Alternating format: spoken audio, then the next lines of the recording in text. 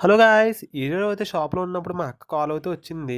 ఎందుకో కానీ ఈరోజు గుడికైతే రమ్మంది శివాలయంకి. మేబీ కార్తీక మాసం గదా! అందుకని రమ్మని చెప్పుంటదేమో.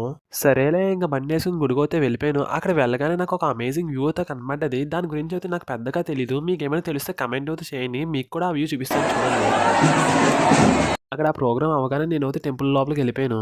వెళ్ళగానే మా అక్కని ఆ వ్యూ గురించి అయితే అడిగాను. దాని పేరైతే జటాజుటం అనమాట. సో గైస్ గుడిలో అయితే హారతి ఇచ్చే టైం అయింది. అంతమంది జనాల్లో ఎలాగోలా కింద మీద పడి హారతి అయితే తీసుకున్నాం. హారతి అయిన తర్వాత దేవుడి దీపాలు పెట్టి వెలుగులు నింపాం. అలాగే మా అండ్ మా సబ్స్క్రైబర్ జీవితాల్లో కూడా వెలుగులు నింపాలని ప్రార్థించాం. దీపాలు అయిన తర్వాత మీకు కూడా ఒకసారి దేవుని చూపించేద్దాం అనుకున్నాం. ఆ తర్వాత గుడి చుట్టూరు ఓ ప్రదక్షిణ అయితే వేస్తాం.